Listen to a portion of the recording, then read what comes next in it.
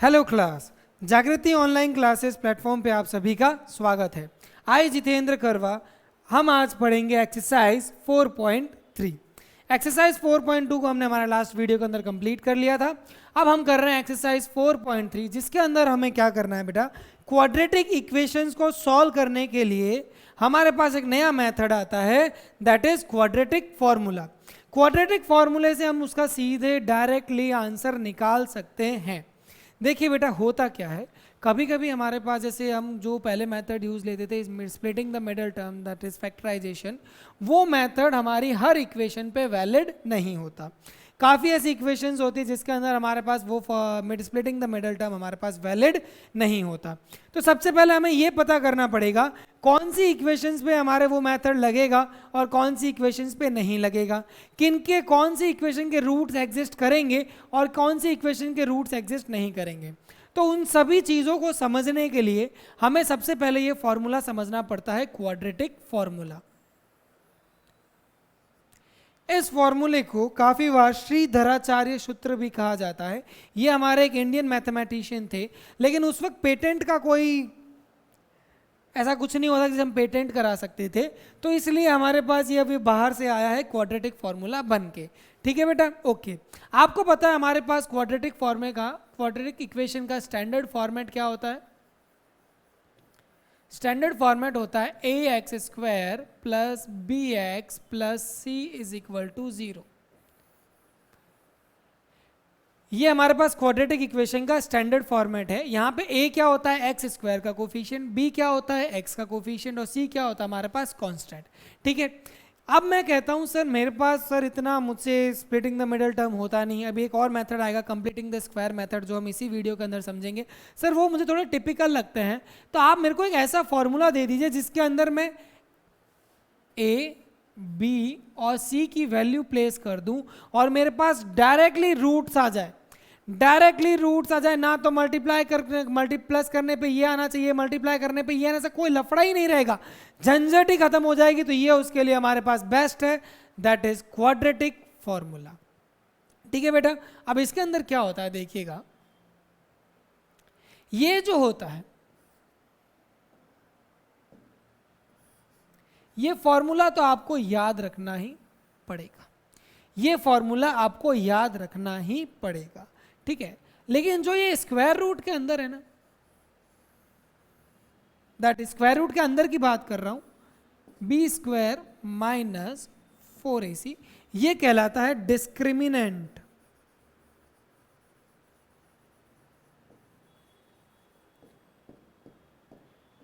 ये क्या कहलाता है? Discriminant, that is b² minus 4ac, ये मेरे डिस्क्रिमिनेंट कहलाता है। ठीक है सर, एक सवाल आता है, सर अभी डिस्क्रिमिनेंट आपने अलग से क्यों बताया? ये मैंने इसलिए बताया, इस केवल डिस्क्रिमिनेंट की हेल्प से, ये कैपिटल D से डिनोट किया जाता है, केवल आप डिस्क्रिमिनेंट की हेल्प से आप ये बता सकते हो कि हमारे रूट्स एग्जिस्ट करेंगे या नहीं करेंगे। देखिए कैसे, अगर मैं केवल डिस्क्रिमिनेंट की वैल्यू निकालूं, किसकी वैल्यू निकालूं? डिस्क्रिमिनेंट की, और डिस्क्रिमिनेंट ग्रेटर देन 0 आता है, डिस्क्रिमिनेंट ग्रेटर देन 0 आता है, तो 2 रियल एंड डिस्टिंक्ट, मतलब अलग अलग रूट्स एग्जिस्ट। ठीक है, अगर मान लो सर ग्रेटर देन नहीं आया, तो मान लो सर इक्वल टू 0 आ गया, तो हमारे पास क्या आ जाएगा? 2 real and equal root exist. चलो सर, ग्रेटर देन 0 हो गया, इक्वल टू 0 हो गया, अब हम बात करते सर लेसर देन 0 आ जाए तो यहां पे मेरे क्या करेगा? No real roots exist. तो ध्यान रखिए, अगर मेरे डिस्क्रिमिनेंट की value lesser than 0, otherwise means negative आ जाती है, अगर मेरे पास डिस्क्रिमिनेंट की वैल्यू नेगेटिव आ जाती है तो हमें क्या करना है बेटा, उसके रूट एग्जिस्ट नहीं करेंगे, हमें उस इक्वेशन को सॉल्व करने की ज़रूरत ही नहीं है।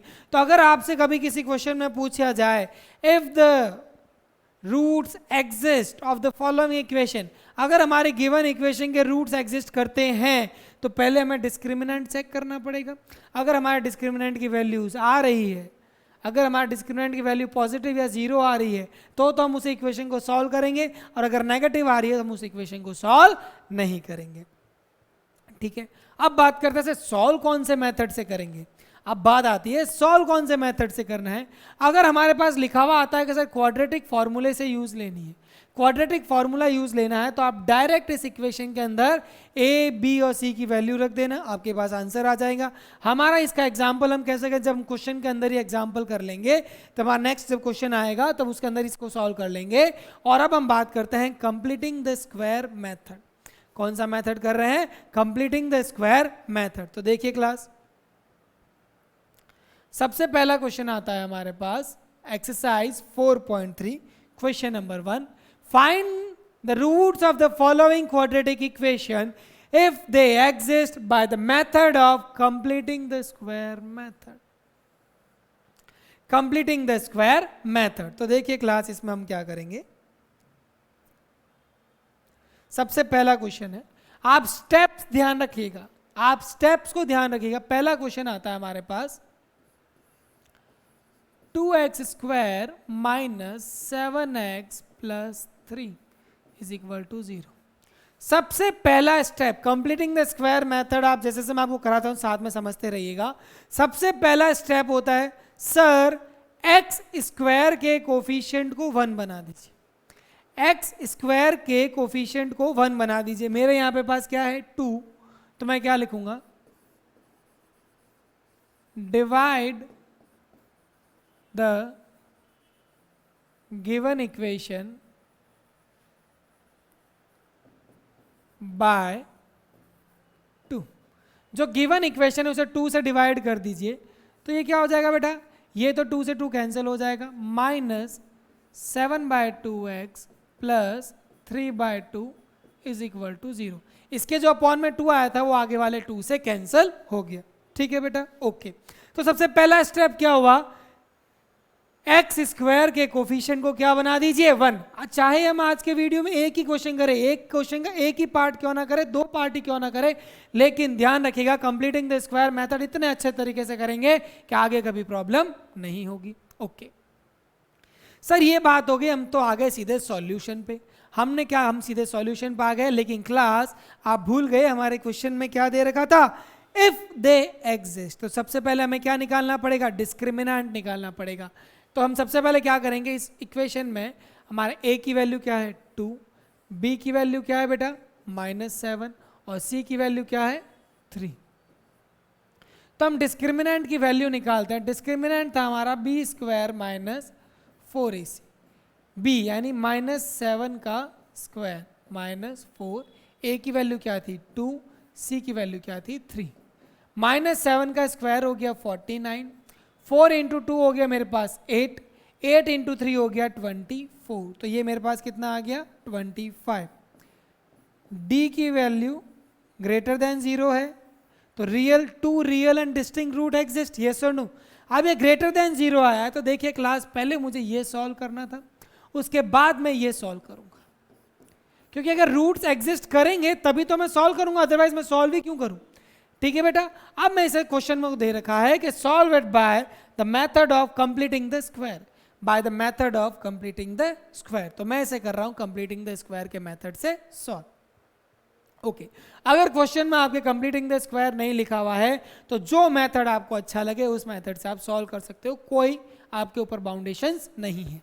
तो देखिए क्लास, अब मैं क्या करता हूं, मैं जो भी मेरे पास कांस्टेंट है मैं सब उधर भेज देता हूं।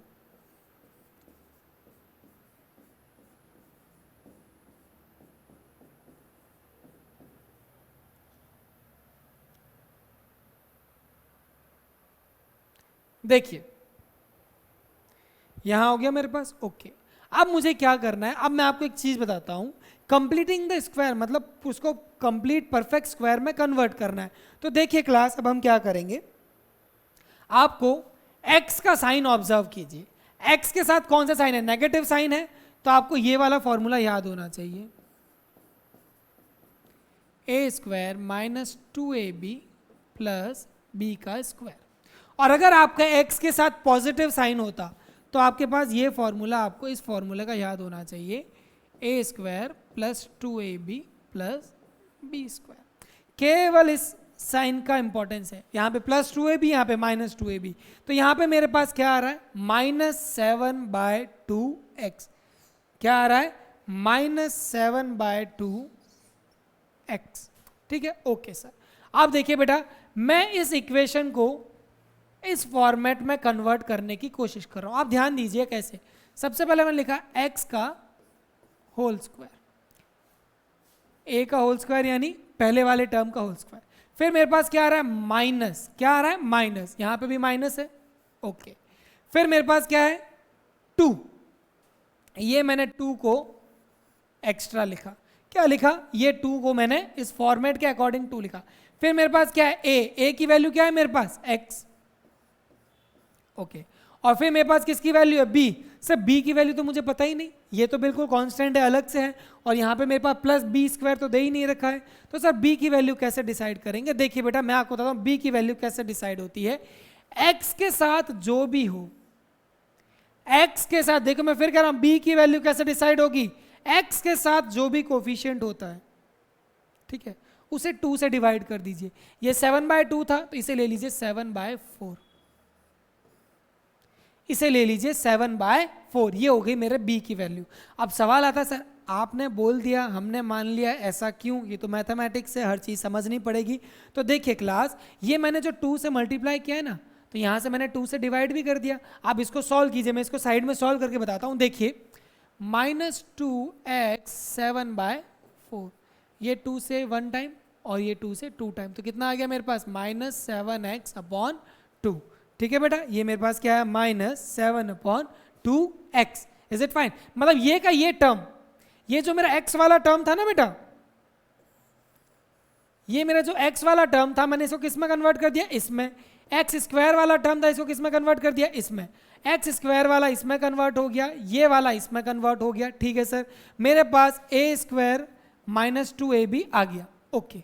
अब मैं बात करता हूं, सर मेरे पास plus b square, plus b square कहाँ से आऊँ, सर ये तो मेरे पास था ही नहीं, आपने इसको इसमें कन्वर्ट कर दिया, इस वाले टर्म को इसमें कन्वर्ट कर दिया। अब मैं सर प्लस बी स्क्वायर कहाँ से लेकर आऊँ। तो देखिए बेटा, आपको b की वैल्यू तो पता चल गई ना, आपको b की वैल्यू तो पता चल गई। अगर आपको b की वैल्यू पता चल गई तो ऐसा करते हैं, प्लस ये b का होल स्क्वायर, अगर मैं LHS में ऐड कर रहा हूं तो RHS में भी तो ऐड करूंगा। ये मैं अलग पेन से लिखता हूं ताकि आपको पता रहे,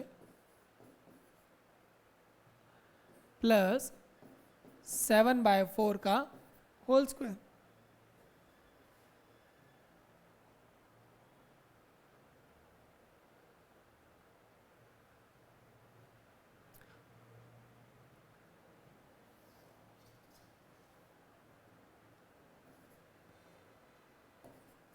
ठीक है, ये मैंने एक्स्ट्रा ऐड किया LHS में, ये मैंने RHS में भी। देखो बेटा, अगर कोई चीज़ आप LHS में ऐड करते हो तो आपको उसी वैल्यू को RHS के अंदर भी ऐड करना होता है। ठीक है बेटा, तो देखिए बेटा, आप देखिए, ये मेरा पहला वाला टर्म वापस समझा रहा हूँ, ये मेरा सेकंड वाला टर्म मैंने एज इट इज लिखा है। ठीक है, ये मैंने एक्स्ट्रा ऐड किया तो ये मैंने RHS में भी ऐड किया, ओके। अब आप इसको ऑब्जर्व कीजिए, x square minus 2x into 7/4 plus 7/4 का whole square using a minus b का whole square is equal to a square minus 2ab plus b का स्क्वायर। ये क्या हो जाएगा, a की वैल्यू क्या थी सर x, b की वैल्यू क्या थी सर -7/4 का, ये मेरे पास इसके अंदर कन्वर्ट हो गया। ये सुनो, क्योंकि देखिए इसको ओपन करके देख लीजिए, ए स्क्वायर ये रहा एक्स का स्क्वायर माइनस 2 ये रहा -2 इंटू ए इंटू एक्स, 7/4 हो गया b प्लस 7/4 का होल स्क्वायर, तो ये हो गया मेरे पास x माइनस 7/4 का होल स्क्वायर।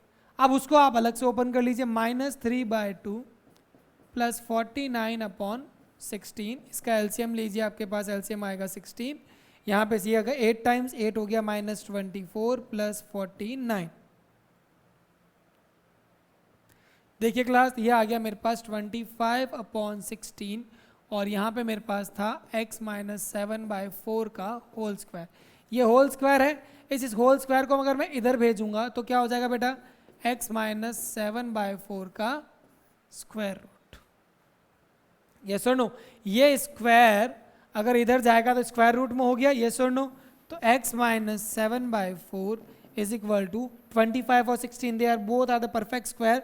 तो ये आ गया मेरे पास 5/4। अब आपको एक चीज़ तो पता होगी बेटा, स्क्वायर रूट से अगर कोई वैल्यू बाहर निकलती है तो it always come with the positive and the negative sign both. क्यों? रीजन देखिए बेटा, 25 का स्क्वायर रूट, ओके चलो देखते हैं सर क्या आता है। -5 इंटू -5 कितना होता है, और 5 इंटू 5 क्या होता है, मुझे दोनों बताइए। इसका आंसर भी 25, इसका आंसर भी 25। तो यानी 25 का स्क्वायर रूट -5 भी होगा और +5 भी होगा, तो it will always come with the both sign. ठीक है, तो अब मैं क्या करूंगा, अब मैं इसको दोनों को साथ लिख के सॉल्व करूंगा। इज इक्वल टू -5/4 और यहाँ पे x - 7/4 is equal to +5/4। Quadratic equation थी, दो आंसर तो आने ही थे, तो x - 7/4 इधर चला गया, 7/4 - 5/4, x इज इक्वल टू दोनों का LCM 7 - 5, x is equal to 2/4 is equal to 1/2। यहाँ पर आ गया मेरे पास x is equal to 5/4 plus 7/4, 12/4 is equal to 3। तो मेरे पास ये दो आंसर आ गए, that is x is equal to 1/2 and x is equal to 3। ये दोनों ही आंसर है, ऐसा मत सोच लेना ये 1/2 है तो आंसर नहीं होगा, ये भी आंसर होगा, क्योंकि x हमारी इक्वेशन कौन सी थी, क्वाड्रेटिक इक्वेशन, और क्वाड्रेटिक इक्वेशन के आपको पता है आंसर कितने आएंगे, 2। ठीक है बेटा, okay. Now we are heading for the next part, that is हम इसी क्वेश्चन के थर्ड पार्ट को सॉल्व करते हैं। किसको सॉल्व करते हैं, थर्ड पार्ट को सॉल्व करते हैं। और थर्ड पार्ट हमें क्या कहता है, 4x square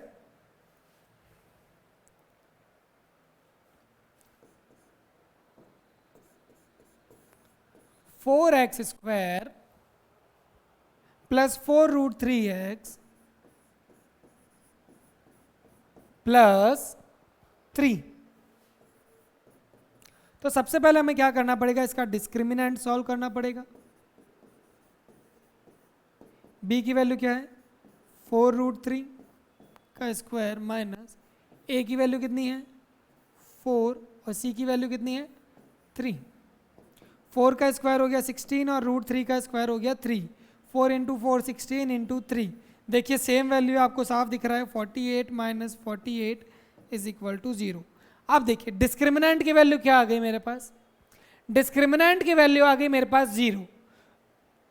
d greater than 0 solve करा दिया, d is equal to 0 solve करा दिया, और d लेसर देन, जब आप फोर्थ पार्ट सॉल्व करोगे d लेसर देन सॉल्व आते लिख देना, no real root exist, solve करने की जरूरत ही नहीं है।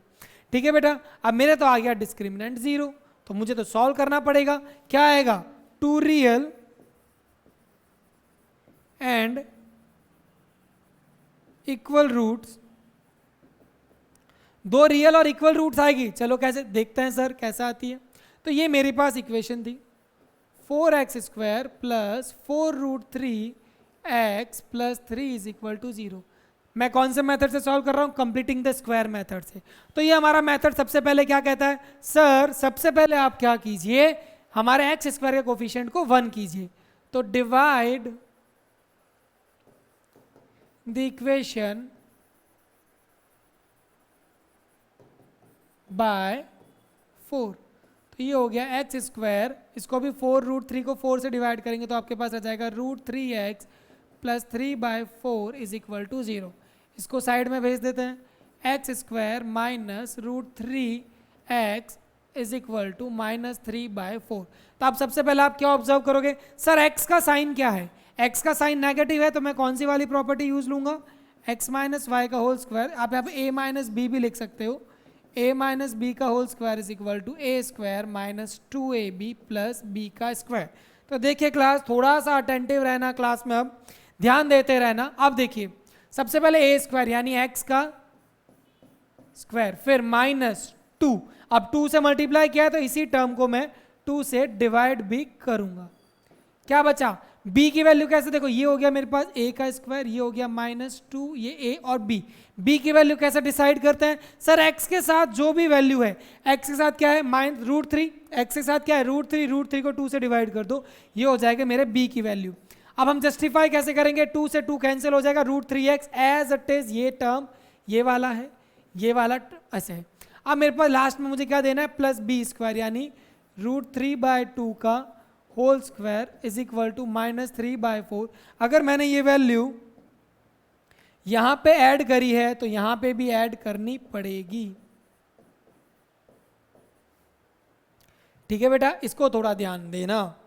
ओके, अब यहां पे मेरे ये किस में कन्वर्ट हो गया, a² - 2ab + b² यानी x -√3/2 का whole square is equal to -3/4 plus √3 का स्क्वायर होता है 3 और 2 का स्क्वायर होता है 4, ये हो गया कैंसिल, ये हो गया कैंसिल। तो मेरे पास आंसर रह गया x -√3/2 का whole square is equal to 0।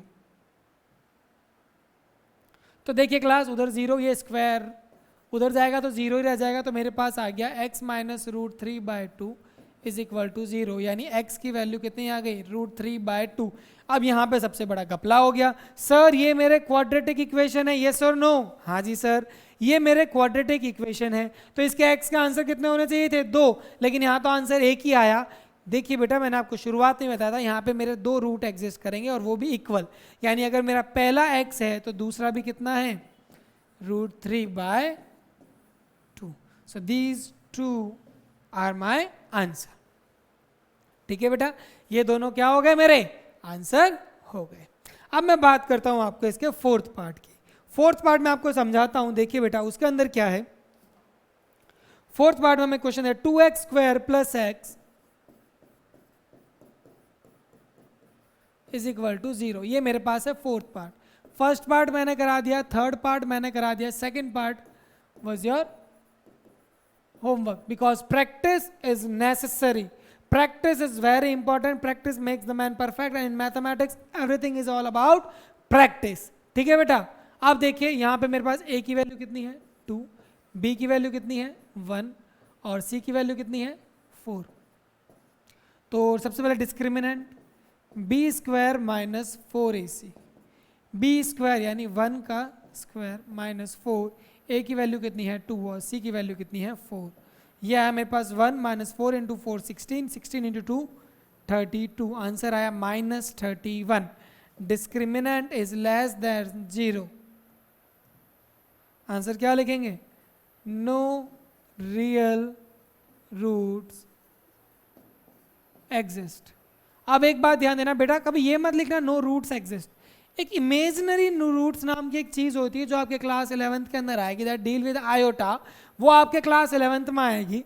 तो आप हमेशा ये लिखना no real roots exist, no root exist मत लिखना, इमेजिनरी रूट्स एग्जिस्ट करती है। ठीक है बेटा, okay. So with this we have completed our question number 1। Now we are heading for the question number, find the roots of the quadratic equation given in question number 1 by applying the quadratic formula.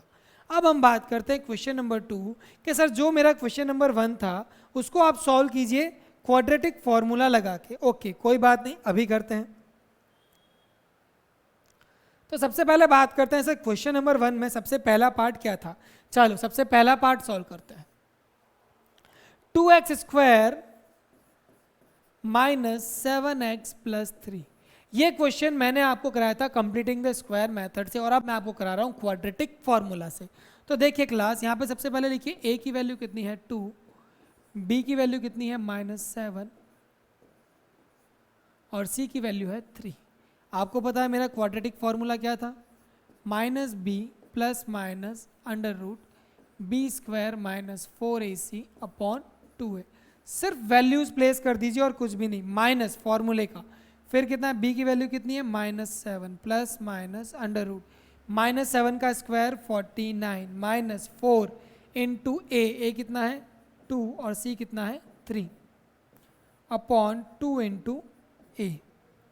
ठीक है class, इसका मैं आगे यहाँ लिख रहा हूँ। -7 कितना, minus into -7 +7 plus minus 4 into 2 8, 8 into 3 24, 49 minus 24 upon 2 into 2 4। यहाँ पे क्या आ गया 7 प्लस माइनस 49 में से 24 गए 25 अपॉन 4। 7 में एक बार तो प्लस माइनस 5, 25 का रूट कितना हो जाएगा 5 अपॉन 4। तो देखिए क्लास, एक बार आप प्लस ले लीजिए और एक बार माइनस ले लीजिए। तो देखिए आपके पास आंसर क्या आता है, 7 + 5 12 अपॉन 4 और 7 - 5 दैट इज 2 अपॉन 4। तो आंसर आ गया 3 एंड 1 अपॉन 2। है या ना? देखिए बेटा, कंप्लीटिंग द स्क्वायर मेथड की इंपॉर्टेंस बच्चों को कम लगती है। मेरी बात सुनिएगा, कंप्लीटिंग द स्क्वायर में बच्चों को लगता है सर इतना लेंदी था और आपने जैसे वैल्यू प्लेस किया और केवल प्लस माइनस करने के बाद आंसर तो सेम आ रहा है। हाँ, आंसर सेम आ रहा है, उसमें कोई दिक्कत नहीं है। बट बेटा बात ये है, पता की बात ये है कि सर ये क्वाड्रेटिक फॉर्मूला आया कहाँ से? ये आया भी तो कंप्लीटिंग द स्क्वायर मेथड से ही है। आप ax² + bx + c = 0, that is standard format पे जो मेथड मैंने आपको कंप्लीटिंग स्क्वायर मेथड से सॉल्व कराया वैसे वैसे सॉल्व कीजिए, आपके पास लास्ट में ये आंसर आएगा। ठीक है बेटा, ओके। अब मैं बात करता हूं इसके सेकंड पार्ट। मैंने आपको होमवर्क दिया था, फिर मैंने कराया था आपको थर्ड पार्ट। कौन सा पार्ट कराया था? Third part. थर्ड पार्ट हमें क्या कह रहा था, 4x² + 4√3x + 3 = 0। एक बार चेक कर लेते हैं, 4x² + 4√3x + 3 = 0। a की वैल्यू कितनी है 4, b की वैल्यू कितनी है 4√3 और c की वैल्यू कितनी है 3। x = -b + minus b² - 4 × a × c upon 2a। ये जो रूट है, ये जो ये अपॉन में डिवाइड है, ये पूरे के अपॉन में है। तो माइनस b की वैल्यू रखिए 4√3 प्लस माइनस b² यानी 4√3 का स्क्वायर माइनस 4 × a कितना है 4 और c कितना है 3 अपॉन 2 × 4 -4√3 प्लस माइनस 4 का स्क्वायर 16 और √3 का स्क्वायर कितना होता है 3, तो 16 × 3 हो गया 48, 4 × 4 16, 16 × 3 48 अपॉन 8। ठीक है बेटा, यहाँ पे मेरे पास आया -4√3 प्लस माइनस 0 अपॉन 8। तो ये क्वेश्चन क्या आ गया मेरे पास, -4√3 अपॉन 8। 4 1 टाइम्स और ये 2 टाइम्स, तो मेरे पास कितना आया -√3 अपॉन 2। अब आपको पता है एक ही रूट एग्जिस्ट कर रहा हो तो सेम रूट दूसरा रूट क्या होगा -√3 upon 2। So this will be my answer. ठीक है बेटा, यस और नो? तो इस तरीके से हमारा ये क्वेश्चन भी सॉल्व हो गया। अब आपको फोर्थ पार्ट इसका सॉल्व नहीं होगा, क्योंकि आपको पता है फोर्थ पार्ट में क्या है, रूट्स डज नॉट एग्जिस्ट। ठीक है, ओके। अब हम बात कर रहे हैं next question, that is question number 3। Question number 3 में find the roots of the following equation. आपको केवल रूट्स निकालने हैं। ठीक है बेटा, अब आप इसको चाहे जो मेथड, अगर prime factorisation that is splitting the middle term से हो रहा है तो वो कर लीजिए। अगर आपको कंप्लीटिंग द स्क्वायर मेथड अच्छा लगता है तो आप उससे कर लीजिए, और अगर आपको श्रीधराचार्य सूत्र दैट इज क्वाड्रेटिक फॉर्मूला अच्छा लगता है तो आप उससे कर सकते हो। ये आपका ओपिनियन है। यहाँ पे इसका एलसीएम लेते हैं तो ये हो जाएगा x² - 1 = 3। ये x इसके मल्टीप्लाई में गया, x² - 1 = 3x।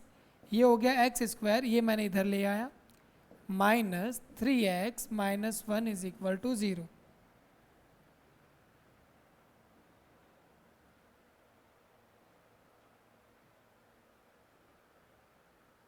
तो देखिए क्लास, मल्टीप्लाई करने पे -1 आना चाहिए और ऐड करने पे क्या आना चाहिए, मल्टीप्लाई करने पे क्या आना चाहिए -1 और ऐड करने पे आना चाहिए आपके पास -3।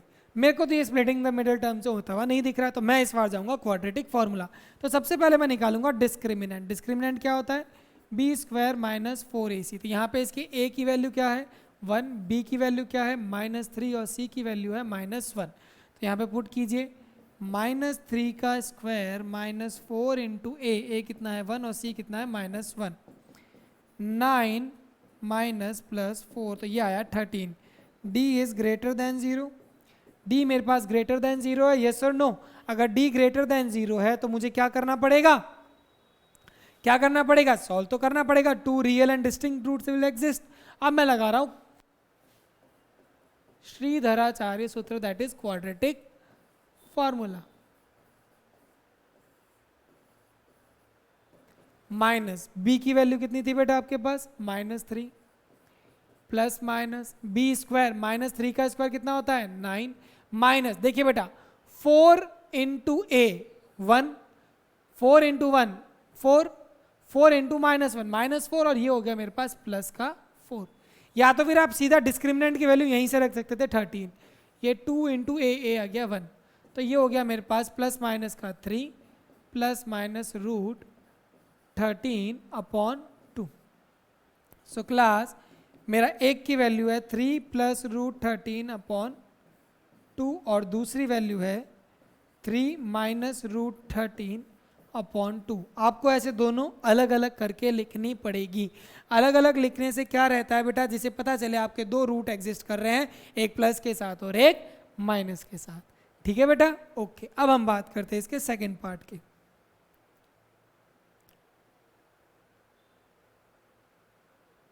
अब हम बात कर रहे हैं सेकंड पार्ट की। सेकंड पार्ट में क्या करना है, देखिए बेटा, इसका एलसीएम लीजिए, x प्लस 4 और x माइनस 7 का मल्टीप्लाई। तो यहाँ पे +4 है तो -7, x माइनस 7 यहाँ आ जाएगा और यहाँ पे x प्लस 4 आ जाएगा, इज इक्वल टू 1/30। अब ऐसा करते हैं बेटा, इसको ओपन कर दीजिए और इनको क्रॉस मल्टीप्लाई कर दीजिए। तो पहले अपन क्या करते हैं, x माइनस 7 माइनस एक्स, ये मैंने ब्रैकेट के बाहर माइनस है तो ब्रैकेट ओपन होती, सारे साइन चेंज हो जाएंगे, upon x plus 4 multiply by x minus 7 is equal to 1/30। Okay, sorry, I think it's 11। ये हमारे पास क्या है, 11/30 है। क्वेश्चन में हमारे पास ये क्या दे रखा है, 11/30 है। So please take care. अब हम क्या करेंगे, ये हो गया प्लस एक्स और माइनस एक्स तो मेरे पास हो गया कैंसिल, -7 और -4 हो गए -11 upon x plus 4 x minus 7 is equal to 11/30। तो देखिए क्लास, ये भी 11 ये भी 11 कैंसिल।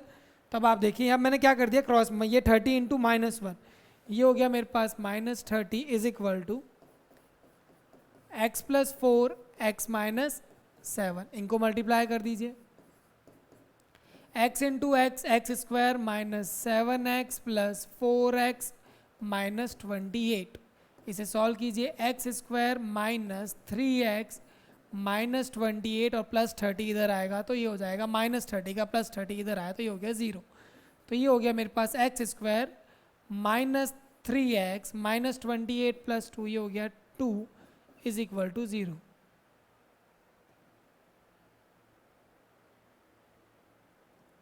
ओके, ये मेरे पास इक्वेशन है। तो अब देखिए क्लास, क्या ये स्प्लिटिंग द मिडिल टर्म से हो रहा है, एक बार चेक कीजिए। 2 इंटू 1 मल्टीप्लाई करने पे 2 आना चाहिए और ऐड करने पे -3x। ओके, तो ये रहा -2x minus 1x plus 2 is equal to 0। -2 into -1 कितना होता है 2, और -2 -1 होता है -3। ठीक है, तो ये मेरा लग गया। अगर स्प्लिटिंग द मिडिल टर्म लग रहा है तो मैं इसको स्प्लिटिंग द मिडिल टर्म से ही करूंगा ना, क्यों हेडेक लूंगा। ठीक है, तो देखिए यहाँ पे क्या कॉमन आ रहा है, x माइनस 2, यहाँ पे ब्रैकेट के बाहर माइनस आ रहा है तो क्या हो गया, x minus 2 is equal to 0। अगर मेरे दोनों ब्रैकेट सेम आ रहे हैं इसका मतलब मैंने सही कर रहा हूँ। तो यहाँ पे आ गया x माइनस 1। तो देखिए क्लास, यहाँ पे मेरे पास आंसर हो गया x minus 2 is equal to 0, that is x is equal to 2, and x minus 1 is equal to 0, that is x is equal to 1। तो मेरे पास x के आंसर आ गए 1 और 2। सो विद दिस क्लास, आज की हमारे समय सीमा यहीं पे समाप्त होती है। हमने हमारे एक्सरसाइज 4.3 के क्वेश्चन नंबर 1 क्वेश्चन नंबर 2 और क्वेश्चन नंबर 3 को कंप्लीट कर लिया है। अब हमारे पास रहते हैं क्वेश्चन नंबर 4 से क्वेश्चन नंबर 11, वो हमारे नेक्स्ट वीडियो में हम करेंगे। आई होप आपको मेरी क्लास पसंद आ रही है, आपको मेरे वीडियोस बनाए गए जो सारे अच्छे लग रहे हैं और आपको अच्छे से समझ आ रहे हैं। इट्स टाइम टू से गुड बाय। जागृति ऑनलाइन क्लासेस में हमेशा इसी तरह से जुड़े रहिएगा और हमारी ऐप के बारे में दूसरों को बताते रहिएगा। इट्स टाइम टू से गुड बाय, टेक केयर बेटा।